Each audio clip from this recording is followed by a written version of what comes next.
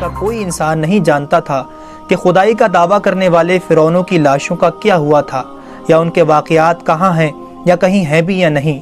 الہامی کتابوں تورات، بائبل اور قرآن پاک میں اس واقعے کا ذکر تفصیل سے ملتا تھا کہ حضرت موسیٰ علیہ السلام اور بنی اسرائیل قوم کا پیچھا کرتا ہوا فرعون پانی میں غرق ہو کر اپنی فوج کے ساتھ مر گیا تھا، جبکہ حضرت موسیٰ علیہ السلام اور ان کی قوم کو پانی نے اللہ کے حکم سے گزرنے کا راستہ دے دیا تھا۔ اس کے بعد اس کا کیا ہوا تھا، اس بارے میں بائبل اور تورات خاموش ہیں، لیکن قرآن پاک میں اس کے انجام کے بارے میں ایک ایسی عجیب بات کہی گئی تھی جس کو کسی کی سمجھ نہیں تھی۔ پس ہم تیرے بدن کو سمندر سے نکال کر محفوظ کر لیں گے تاکہ تو بعد میں آنے والوں کے لیے عبرت بن جائے۔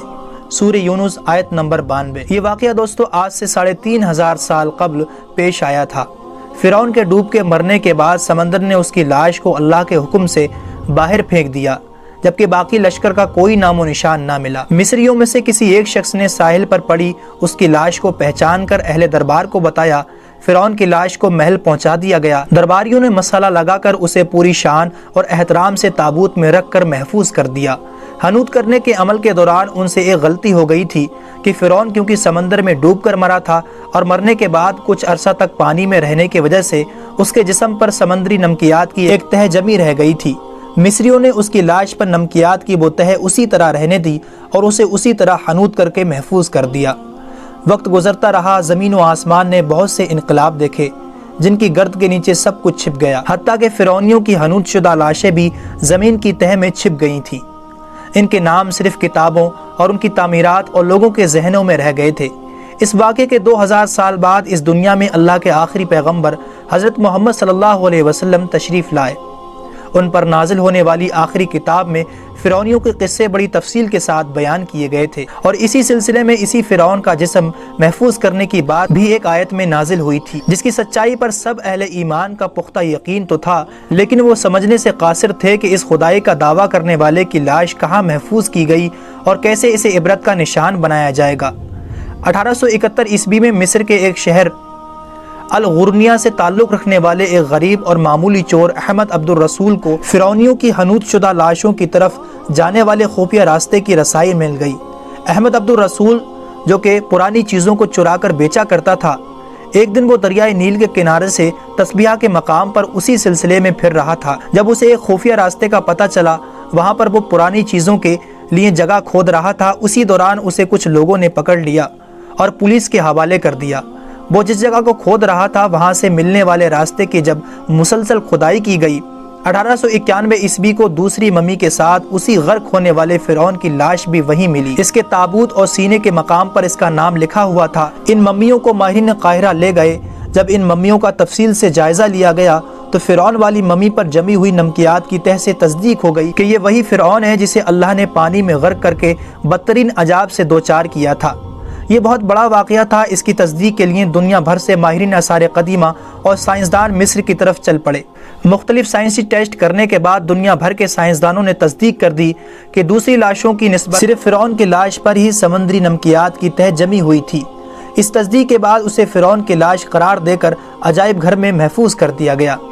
1982 میں فرعون کی لاش جب خراب ہونے لگی تو اس وقت کی مصری حکومت نے فرانس کی حکومت کو درخواست کی کہ فرعون کی ممی کو خراب ہونے سے بچایا جائے، نیز جدید سائنسی ذرائع کے ذریعے اس کی موت کی وجہ بھی معلوم کی جائے۔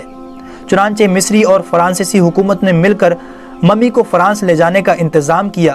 جب فرعون کی لاش کو فرانس پہنچایا گیا تو ایئرپورٹ پر اس دور کے فرانسیسی صدر بذات خود حکومت کے اعلیٰ عہدیداروں، تمام وزراء اور فوج کے افسران کے ساتھ استقبال کرنے کے لیے وہاں موجود تھے۔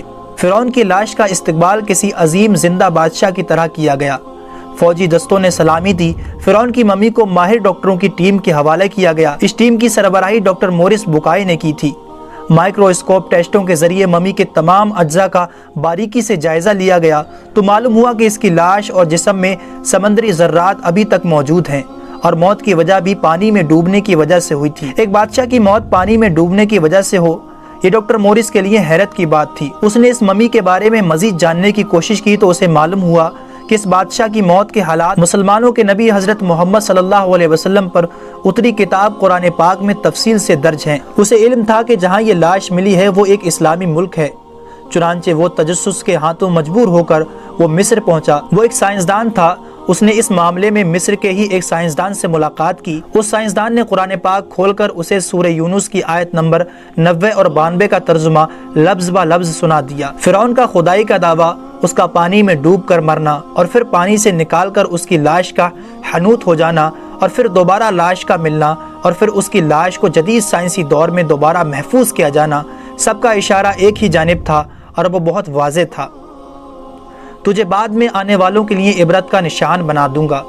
فرعون کی لاش ایسے محفوظ کر کے دنیا کے سامنے لا رکھ دی گئی ہے کہ انٹرنیٹ کی ایک کلک پر رسائل و جرائد، ٹی وی چینلز اور عجائب گھر میں اربوں انسانوں کی آنکھوں کے سامنے ترس حالت میں موجود ہے، عبرت کے لیے، سوچنے کے لیے کہ عبادت کے لائق اور ہمیشہ رہنے والا وہی ہے جو سب کا خالق اور رازق ہے۔ ڈاکٹر مورس نے جب آیت کا ترجمہ سنا تو اسی وقت پکار اٹھا، اللہ سچا ہے، اس کا قرآن سچا ہے اور اس کا نبی حضرت محمد صلی اللہ علیہ وسلم سچے ہیں۔